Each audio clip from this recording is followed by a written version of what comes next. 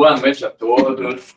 Mais uma vez, sejam todos muito bem-vindos, muito bem-vindas ao nosso culto de Natal da Casa da Prece Chico Xavier, na nossa modalidade híbrida, né? Porque nós estamos aqui juntos presencialmente, mas também estamos juntos online. E o tema da nossa conversa de hoje vai ser essa frase bonita aqui, né? Seja você a mudança que você quer ver no mundo. Que é uma frase do Mahatma Gandhi. Próximo slide, por favor. A gente sabe que o Gandhi, né, ele nasceu na Índia e ele foi educado no hinduísmo muito tradicional, só que ele acabou indo para a Inglaterra para fazer faculdade de Direito, né?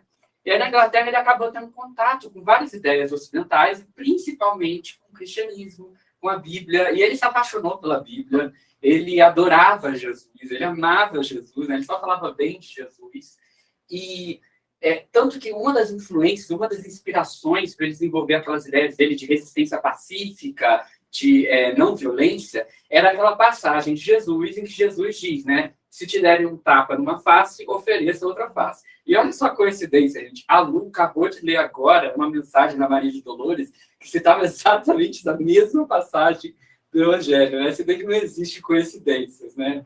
São esses acasos que não são acasos. Então, o Gandhi, ele gostava tanto de Jesus que ele disse o seguinte, ele disse que se algum dia desaparecessem todos os livros do planeta Terra, se a humanidade perdesse todos os seus livros, e se a humanidade perdesse todos os seus conhecimentos, e sobrasse apenas o Sermão da Montanha de Jesus, ele disse que mesmo assim a humanidade ainda teria salvação, né? Então, a gente vê o quanto que ele admirava os ensinamentos de Jesus.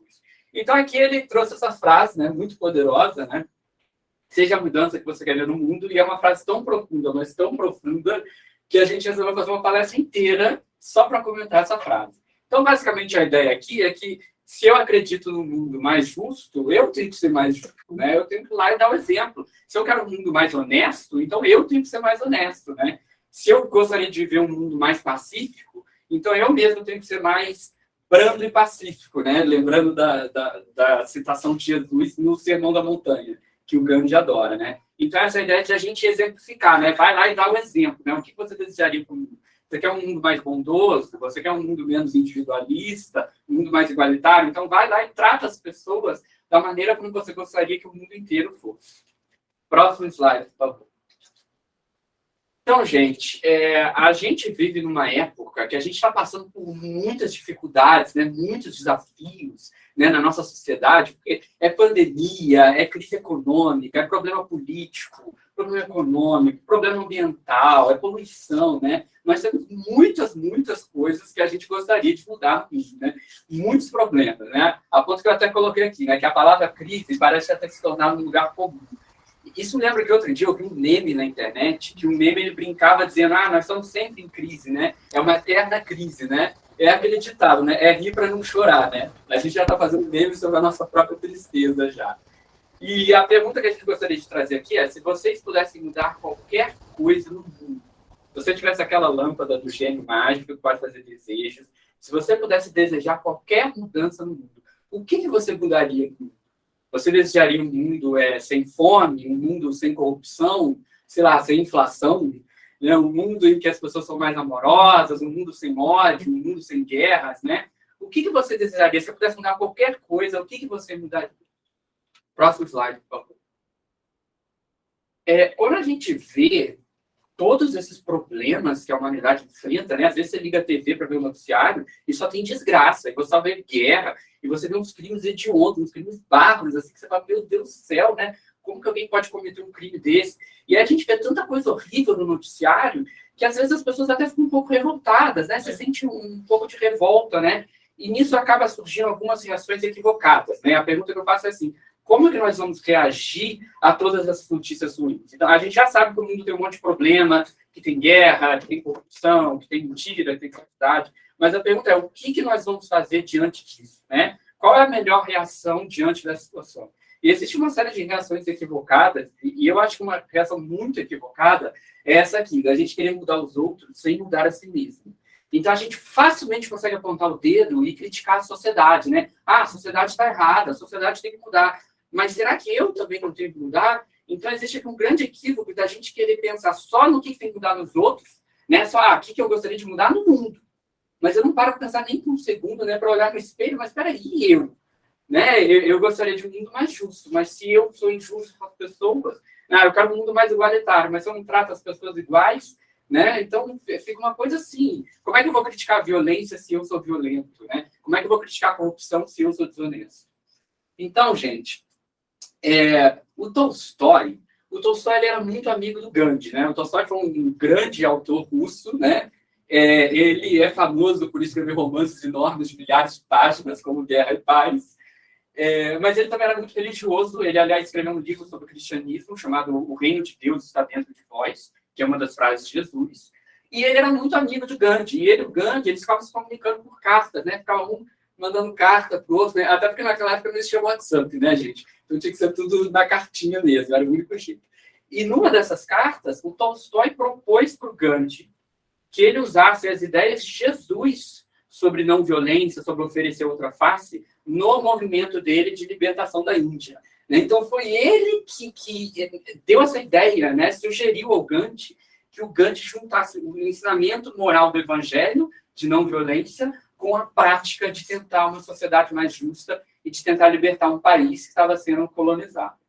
E o Tolstói ele deixou aqui a grande crítica dele nessa frase. Né? Olha essa frase dele. Todo mundo pensa em mudar o mundo, mas ninguém pensa em mudar a si mesmo. Gente, isso aqui é tão contraditório. Vamos parar para pensar aqui. Se é verdade que ninguém pensa em mudar a si mesmo, as pessoas não vão mudar. Porque ninguém quer mudar a si mesmo, né? Eu não quero mudar a mim mesmo, então ninguém vai mudar. Se ninguém vai mudar, como que o mundo vai mudar? Como que o mundo vai mudar se as pessoas não mudarem? Né? O mundo é feito de pessoas. Quando a gente fala mudar o mundo, é o que? É o planeta Terra, que tem que ser mais justo, mais honesto. Na verdade, não é mudar o mundo, é mudar as pessoas que estão vivendo aqui no mundo. Agora, se ninguém quer mudar, então fica uma grande hipocrisia, né? Assim, ninguém quer mudar, mas todo mundo quer que o mundo mude. Então, no fundo, a gente está esperando que os outros mudem, sem que a gente faça a nossa própria reforma íntima. E isso, claro, lembra outra passagem de Jesus, né? Afinal, nós estamos aqui celebrando o aniversariante, né? Não podia esquecer dele. Aquela parábola de Jesus sobre o cisco no olho e a trave no olho, né? Que ele diz, por que você repara o cisco no olho do seu irmão e você não vê a trave de madeira que está no seu olho? E ele diz, hipócritas, primeiro remova a trave de madeira que está no seu olho, para que depois você possa ir lá e remover o cisco que está no olho do outro. Né? Então, Jesus já trazia essa ideia há 2000 anos. E no Evangelho segundo o Espiritismo, nós lemos o seguinte, um dos grandes defeitos da humanidade é ver primeiro o mal que está nos outros antes de ver o que está em nós. Né? Essa mesma crítica, desse mesmo equívoco. A gente não vai conseguir mudar o mundo se a gente não estiver disposto a mudar. Próximo slide, por gentileza. Continuando, então, no Evangelho segundo o Espiritismo, né, que traz várias ideias bacanas que lembram a frase do Gandhi. Né? O Evangelho segundo o Espiritismo diz o seguinte, a autoridade para censurar está na razão direta da autoridade moral daquele que censura. Por que o Evangelho está falando isso? É porque, gente, Jesus ele era muito amoroso, muito, muito amoroso, mas tem alguns momentos na Bíblia que ele vai lá e dá uma bronca. Não acho você que Jesus nunca criticou, isso não é verdade. Ele era, tipo assim, o amor incondicional encarnado. Aliás, foi Eurípides Barçanufo que falou que Jesus é o amor encarnado, né? Olha só que legal. Mas, além de ser o amor encarnado, na hora de criticar, ele criticou. Então, assim, quando tinha um monte de gente vendendo coisa em frente do Templo de Jerusalém, ele falou, essa é a casa de Deus, e vocês se transformaram num covil de ladrões. Ele pegava pesado na hora de criticar. Acho que se você for ver no dicionário, eu acho que covil significa ninho de rato, alguma coisa assim. Entendeu? Então, ele fez as suas críticas, e ele, inclusive, criticou a política. Eu acho que tem uma passagem na Bíblia em que ele se refere ao rei Herodes como uma raposa. E ele, às vezes, chama os fariseus de hipócritas. Então, ele repreendia? Sim, tem momentos em que ele dava bronca. Mas, olha bem, ele tinha moral para dar lição de moral. Ele estava lá criticando, mas ele tinha moral. Ele podia ir lá e dizer que, olha, vocês transformaram o templo num convívio de ladrões. Mas se um ladrão estivesse passando em frente ao templo, ele não ia ter moral para dizer que vocês transformaram em convívio de ladrões. Então, ele só dava lição de moral porque ele tinha autoridade para isso, né? Agora, imagina se eu não tenho moral nenhuma e quero vir aqui e começar a dar lição de moral para todo mundo, não vai dar certo, né? Então, é por isso que o Evangelho está falando disso. Jesus, ele repreende, sim. Então, não é que não pode criticar ninguém, não pode criticar a sociedade. Ele fez críticas severas, mas ele tinha autoridade, ele tinha moral para isso. Por isso que é a autoridade para censurar está na razão direta da autoridade moral daquele que censura. Se você quer censurar, tudo bem, mas tenha moral para fazer essa crítica, né? E aí o Evangelho continua: tornar-se alguém culpado daquilo que condena o trem é abdicar dessa autoridade, é privar-se do direito de expressão. Né? Ou seja, o Evangelho está falando, se você comete o erro que você tanto critica, então você perdeu a autoridade. Né? Imagina, sei lá, imagina que eu estou num movimento contra a poluição, e eu vivo protestando contra a poluição. Aí um dia você me vê jogando lixo na rua. Então eu seria esse caso aqui. Né? Eu me tornei culpado daquilo que eu condeno nos outros. Eu perco a autoridade. E aí, mais à frente, o Evangelho diz o seguinte: aos olhos de Deus, uma única autoridade legítima existe, a que se apoia no exemplo que dá do bem. Ou seja, a autoridade que alguém tem para censurar, a gente pode censurar, a gente pode fazer uma crítica social, eu acho que isso está errado na sociedade. Mas a autoridade para fazer isso tem a ver com o bem que a gente pratica. E aí, mais uma vez, isso lembra mais uma passagem de Jesus, né? Quando Jesus diz assim: atire a primeira pedra aquele que estiver livre de pecados, né? E aí, nessa hora, eu acho que todos os fariseus devem ter olhado para baixo, né? Devem ter olhado para o lado, finge que não é comigo, né? Porque a gente sempre fala da mulher adúltera, mas eu me pergunto, entre aqueles homens que estavam lá querendo apedrejar, será que nenhum deles nunca cometeu adultério? E é isso, se um deles já cometeu adultério, já cometeu pecados, então ele está nesse caso aqui, né? Ele é culpado daquilo que ele condena nos outros. Então, olha só, a gente está trazendo uma discussão bem moderna, mas a gente vê como que Jesus já entendia o comportamento humano, já estava ensinando isso há uns 2.000 anos atrás. É um equívoco a gente querer mudar todo mundo sem mudar nós mesmos. Mas por quê? Por que é um equívoco? Eu acho que o primeiro motivo a gente já falou no slide anterior. É simplesmente uma questão de coerência. A gente não está aqui nem discutindo o que é certo e errado na sociedade. A gente não está aqui querendo dizer, isso é certo na sociedade, isso é errado. A gente só está falando de uma simples questão de coerência. É só você ser coerente. Se você acredita que uma coisa é certa, é coerente a gente viver de acordo com aquilo que a gente acredita. Né? Por outro lado, seria muito incoerente eu querer pregar para todo mundo, né, um comportamento perfeito, maravilhoso, que eu mesmo tenho. Então, acho que o primeiro problema pelo qual a gente não deve sair julgando todo mundo, a gente deve primeiro mudar nós mesmos, para a gente não cair nesse erro da incoerência, da hipocrisia. Mas eu acho que existe outro motivo aqui, bem diferente. Existe um outro motivo que é o seguinte: se a gente só ficar criticando os outros, não mudar nós mesmos, isso é ineficiente, isso não funciona. A gente simplesmente não consegue mudar o mundo assim. Sabe, tipo, tudo bem que o mundo tem muitos problemas, mas se eu passar o dia inteiro só criticando a sociedade, e eu não agir, eu fico sentado no sofá criticando a sociedade, olha, a sociedade está difícil mesmo, né? Eu estou resolvendo algum problema? Não, porque só criticar não resolve nada. Sabe, se o meu computador pifar ou travar, eu ficar criticando a companhia que fez o computador, não vai consertar ele. Entendeu? Então não adianta só você criticar a desigualdade social, mas é isso, eu não faço nada, e aí continua tendo gente morrendo de fome na rua e eu estou só criticando.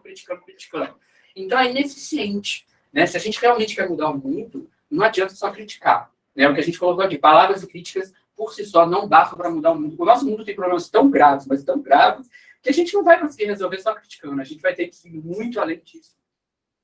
E olha só que interessante esse provérbio chinês. Algumas pessoas atribuem ao Confúcio, mas como eu não consegui descobrir direito, porque na internet às vezes as pessoas fazem uma frase e você não sabe de quem é, que cada site diz que é de uma pessoa diferente. Né? Mas o provérbio é o seguinte: melhor é acender uma vela do que amaldiçoar a escuridão. Ou seja, não adianta nada você ficar amaldiçoando, né, criticando a escuridão, é mais fácil, sei lá, então, dar o exemplo, né, e acende uma vela. E quando a gente analisa, né, mais outra parábola de Jesus, a parábola do bom samaritano. Tem uma coisa no parábola do bom samaritano que não está explícito, não está escrito lá, mas a gente consegue ler nas entrelinhas. Quando a gente tenta entender assim, mais profundamente o significado da parábola do bom samaritano, a gente vê o seguinte: o bom samaritano, ele primeiro age. Primeiro ele salva a vida de um homem que estava morrendo. E só depois que ele agiu, que ele fez tudo e salvou a vida, só então é que ele vai falar. Então, Jesus não chega a dizer explicitamente, ele primeiro agiu, depois falou. Mas é só a gente pegar e ler, a gente vê o seguinte: quando o bom samaritano está andando na estrada, e aí ele vê um homem caído no chão ensanguentado, o que ele diz? Será que ele bota a mão na cintura e fala: olha, essa estrada hoje em dia tá perigosa, hein? Essa estrada hoje em dia, o tempo todo tem assalto, o tempo todo tem ladrão, mas tá muito difícil. Ele fala isso? Não. E se você for ver lá na Bíblia, sabe o que o bom samaritano fala quando ele vê alguém? Ele não fala nada. Ele não fala nada. Vai passando a parábola e não, a gente não ouve a voz do bom samaritano. Não tem diálogo, não tem monólogo. O bom samaritano não fala nada. É Jesus que está narrando a história, então a gente escuta a voz do narrador, que é Jesus, mas a gente não ouve a voz do bom samaritano. O bom samaritano, ele só age. Ele vai lá, ele cura o doente, ele lava as feridas dele, ele faixa, né, o homem que tinha sido espancado, ele leva o homem para uma estalagem, ele dá 2 denários para o dono da estalagem, e só no final da parábola, no final, na última frase da parábola, é a primeira vez que a gente escuta a voz do bom samaritano, né? E aí o bom samaritano, ele fala, e ele abre a boca para dizer para o dono da estalagem, né, ó, cuide bem desse homem, quando eu voltar, eu lhe pago tudo que estiver sendo devido aqui, né? Então, ele só fala no final, ele deixa para falar no final. Então, olha que interessante, Jesus conta uma história sobre um bom samaritano que primeiro ele age, primeiro ele ajuda, primeiro ele salva a vida. Ele não faz nenhuma crítica. Ele basicamente não fala, ele é como se fosse mudo, né? E aí, só no final, quando ele já salvou a vida, ele já agiu, né? Ele age primeiro, depois ele finalmente fala. E quando ele abre a boca para falar, ele só fala só o estritamente necessário. Nisso eu vejo como que eu ainda estou muito distante do bom samaritano, porque eu falo pelos cotovelos, né? Ainda me falta muita reforma íntima para ter esse nível de concisão.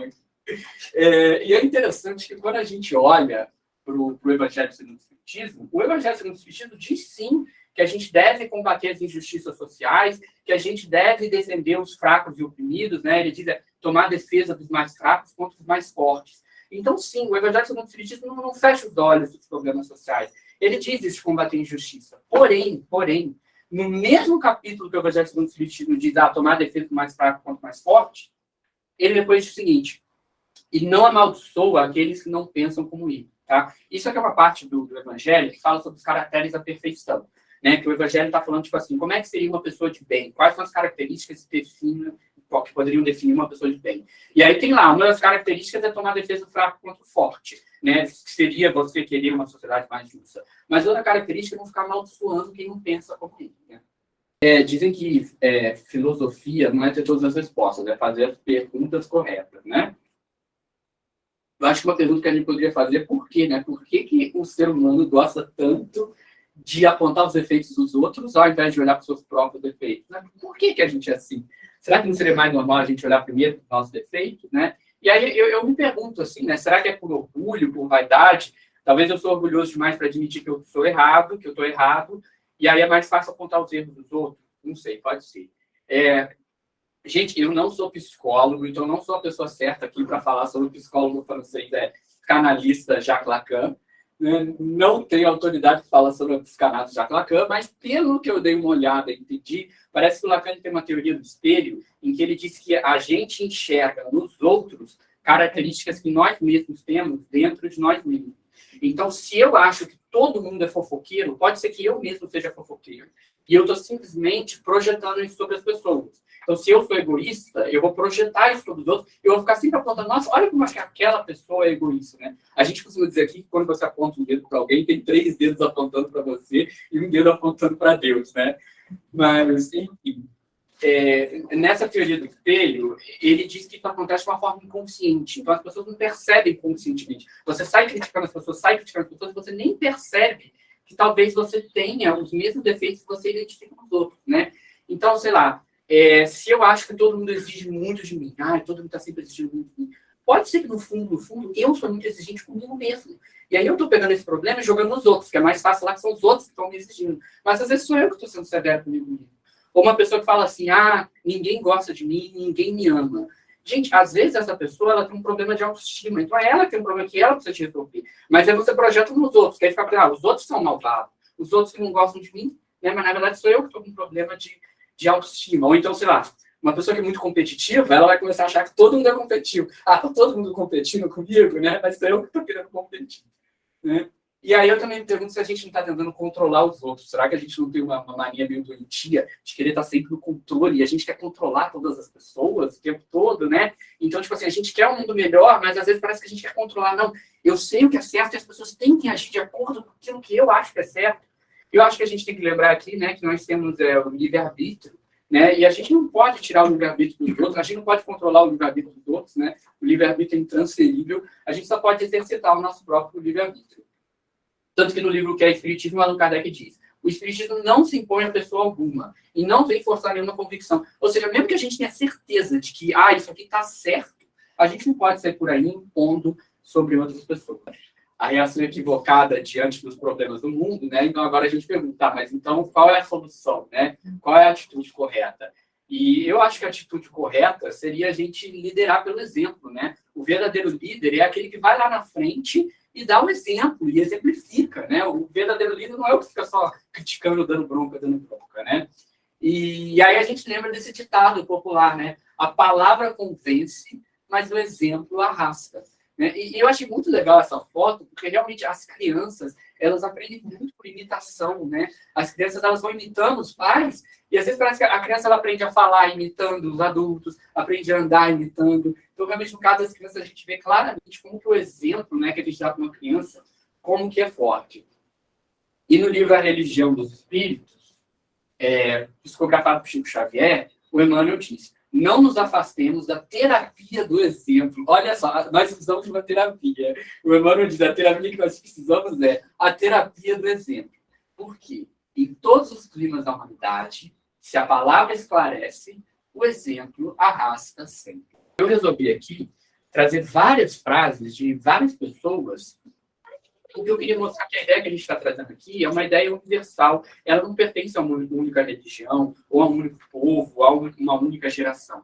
Então, essa ideia de que é melhor você ir lá e dar o exemplo e fazer a coisa certa, ao invés de ficar só julgando os outros, essa é uma ideia muito antiga, que a gente vê em diferentes religiões, em diferentes épocas, diferentes etnias. Né? É uma ideia que transcende cultura, povos, etnias. Né? Então, não é assim uma ideia só de uma única religião. Eu até acho que ao longo dos séculos, né, os espíritos foram enviados para a Terra, eles sempre ensinam a mesma moral, essa mesma ideia. Vai lá, faz o que é certo, né? Pratica você o bem ao invés de ficar julgando. Só que parece que vem missionário atrás de missionário através dos séculos e a gente parece estar ignorando eles, né? Vamos ver quando que a gente vai começar Aqui ele dispensa a introdução, porque a gente fala do Sócrates em todas as palestras, né? Quase todas as palestras aqui da Casa Pressa a gente cita o Sócrates. Então, Sócrates, ele diz o seguinte: deixe quem desejaria mudar o mundo primeiro mudar a si mesmo. E olha só que legal, gente, essa história da Madre Teresa de Calcutá. Uma vez perguntaram para a Madre Teresa de Calcutá assim: Madre Teresa, se a senhora pudesse mudar qualquer coisa na igreja, o que a senhora mudaria na igreja? E olha a resposta dela: eu mudaria a mim mesma. Lembra que no início dessa palestra, num dos primeiros slides, a gente lançou a pergunta: o que você mudaria no mundo se você pudesse mudar? O que vocês pensaram quando a gente perguntou isso? Né? Quando a gente pensou, se você pudesse mudar qualquer coisa no mundo, né? A primeira coisa que vem à mente deve ser algo assim: eu acabaria com as guerras, eu acabaria com a fome. Mas será que alguém aqui, será que alguém ouviu a palestra, quando você ouviu a pergunta, o que eu mudaria no mundo? Será que alguém, a primeira coisa que a pessoa pensou foi: já sei, eu mudaria a mim mesmo? Se essa foi a primeira reação, se a sua primeira reação, quando eu perguntei o que você mudaria no mundo, se a sua primeira reação foi: eu mudaria a mim mesmo, então você já está no nível da Madre Teresa de Calcutá. Senão, a gente reais já está um pouquinho, está me copiando, né, André? A gente chega lá. Gente, o poeta muçulmano Rumi era um poeta muito inspirado. Queriam fazer um filme de Hollywood para contar a história da vida dele. O ator que ia fazer o papel de Rumi seria ninguém mais, ninguém menos que o Leonardo DiCaprio. Mas cancelaram o filme e, infelizmente, a gente não vai poder ver essa pérola, né, no cinema. A cantora Beyoncé, ela gosta tanto da poesia do Rumi, mas tanto que ela chamou uma das filhas dela de Rumi, deu esse nome. Né? E o Rumi, ele escreveu o seguinte: ontem eu era esperto e queria mudar o mundo. Hoje eu sou sábio, estou mudando a mim mesmo. Então, olha só para ele qual é a verdadeira sabedoria. Né? Para ele querer mudar o mundo é esperteza, você é esperto. Mas para ele a verdadeira sabedoria é você mudar a si mesmo. Seguindo aqui a nossa teoria de que essa ideia está presente em diferentes épocas, diferentes religiões, né? Olha só o que o Chico Xavier disse. O Chico Xavier disse: aos outros eu dou o direito de ser como são. A mim eu dou o dever de ser cada dia melhor. Então, olha como o Chico Xavier, ele é muito indulgente com os outros. Aos outros eu dou o direito de ser como eles são, tá bom, eles fazem como são. Mas ele é muito exigente com ele mesmo. A mim eu dou o dever de ser cada dia melhor. A gente comete um erro grave porque às vezes a gente faz o contrário com o Chico Xavier. Né? A gente é muito severo, muito exigente com os outros e muito autoindulgente com nós mesmos. Né? Gente, outro dia eu entrei numa biblioteca e eu não estava procurando nada em particular, não estava procurando nenhum livro, eu estava lá só para passar o tempo. Só para passar o tempo. E eu fui andando aleatoriamente pelas estantes, aleatórias, pegando um livro, folheando um livro, aí folheava outro livro, não estava procurando nenhum livro em particular. Mas vou folhear uns livros aqui só para passar o tempo, né, ter alguma coisa para fazer. E eu, aleatoriamente, numa estante aleatória, eu peguei um livro qualquer, aleatoriamente, e abri uma página aleatória. E aí, quando eu abri uma página aleatória, eu me dei de cara com essa frase aqui do filósofo chinês Confúcio.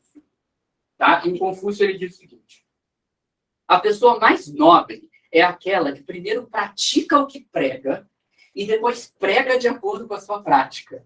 Olha só que frase legal para achar por acaso. Né? Se bem que a gente já falou aqui que o acaso não existe. Né? A vida é cheia dessas coincidências que não são coincidências. E o filósofo grego Epíteto, né, associado ao estoicismo, ele diz: não explique sua filosofia, incorpore-a. Né? Eu acho que o que ele quis dizer aqui, eu imagino que ele não está querendo dizer que você não pode explicar nada, mas ele está querendo dizer o seguinte: ao invés de ficar só explicando a sua filosofia de vida, o que você acha que é certo, vivencia, incorpora, né? Então, já que está chegando ano novo, e a gente faz aquelas promessas de ano novo, né? Ano que vem eu vou perder 10 quilos, vou escalar o Himalaia, né? Vou aprender uma nova língua. Eu acho que uma boa promessa de fim de ano, né? Ano que vem eu quero incorporar a minha doutrina ao meu dia a dia, né? Ao invés de ficar aqui só explicando a doutrina, chegou a hora de incorporar, de vivenciar.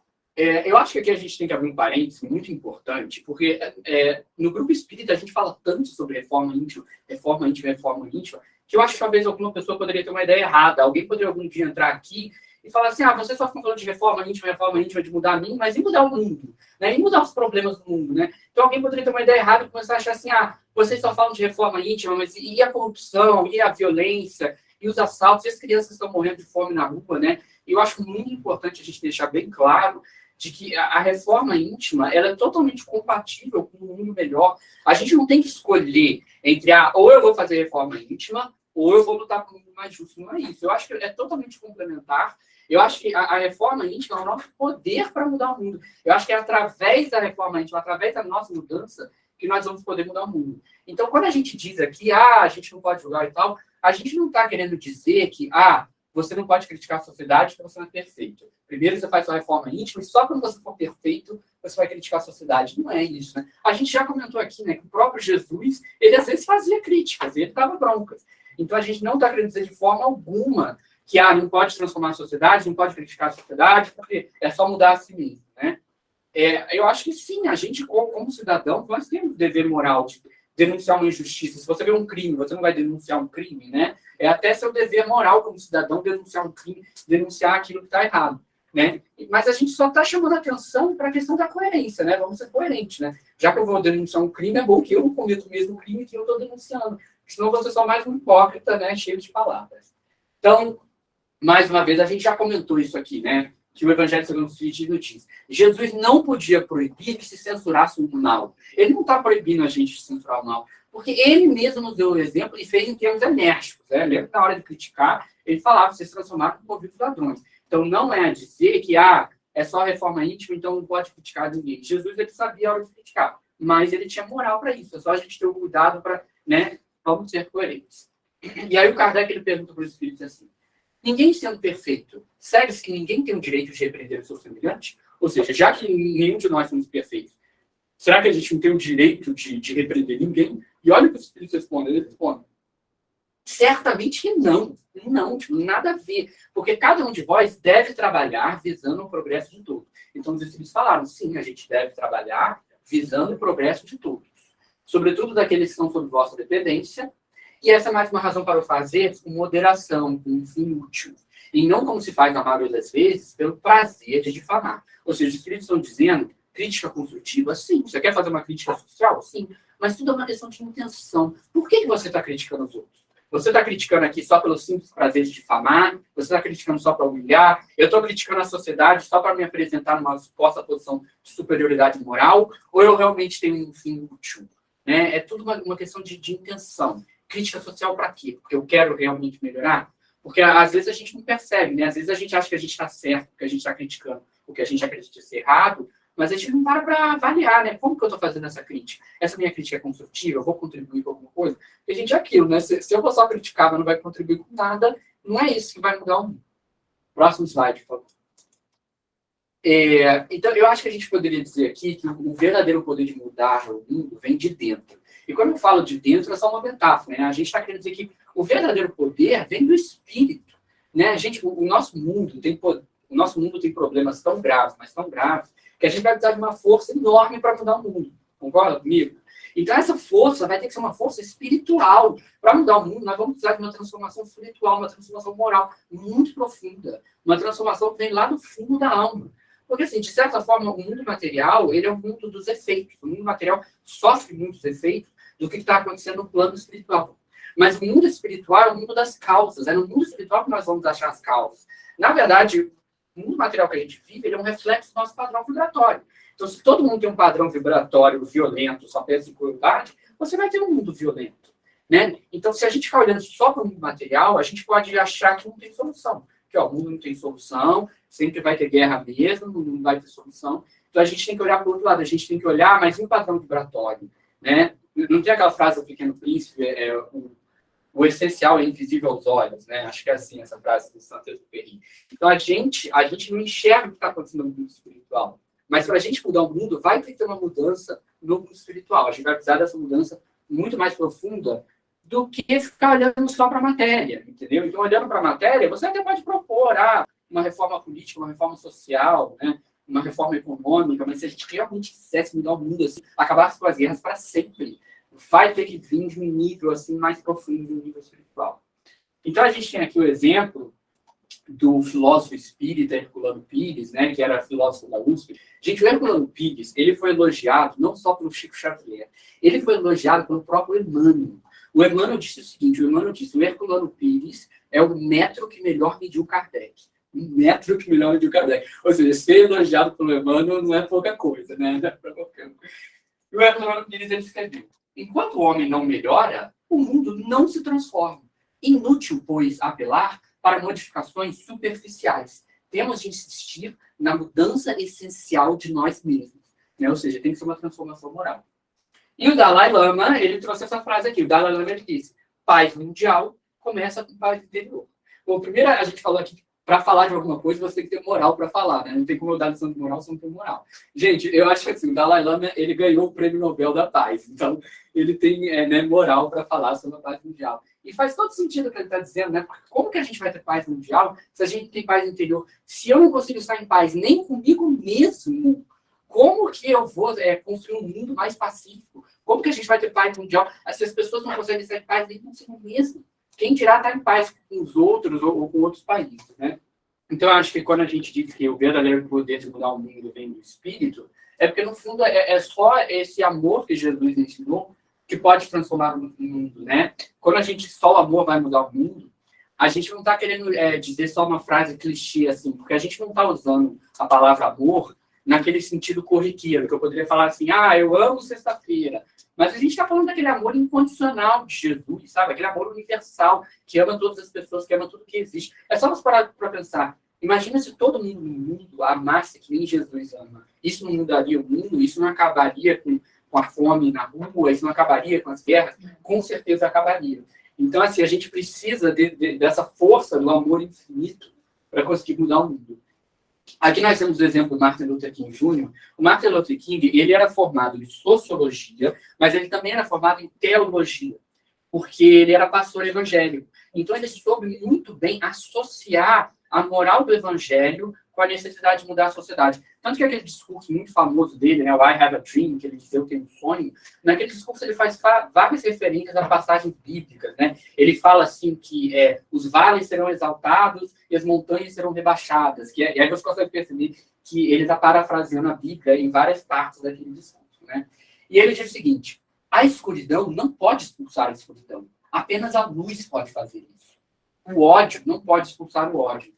Só o amor pode fazer isso. Gente, essa frase faz todo sentido. Qual é a única coisa que pode acabar com a escuridão?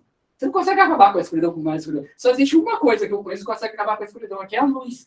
A gente precisa de luz para acabar com a escuridão. E da mesma forma, ele diz, o ódio não vai acabar com o ódio. A gente não vai conseguir resolver o problema do mundo com ódio. Se eu odiar muito a sociedade, isso não vai continuar uma sociedade melhor.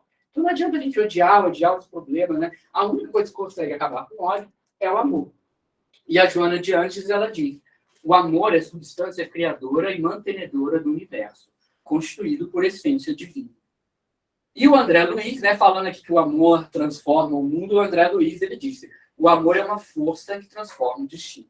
Então a gente fala muito, né, sobre o mundo de regeneração, a gente está falando, o mundo de regeneração, mundo de regeneração. Tem gente na internet que fica se perguntando quando que vai começar o mundo de regeneração. E eles ficam questionando datas, tipo ano. Tipo, não, no ano 2057 vai começar o mundo de regeneração. O que você acha que vai acontecer? Em 1º de janeiro daquele ano, eu vou acordar, vou ligar a TV e o noticiário vai dizer, acabaram todas as guerras, acabou a fome no mundo, né? Está começando o 1º dia de mundo de regeneração, hoje tem mais gente boa do que a gente má no mundo.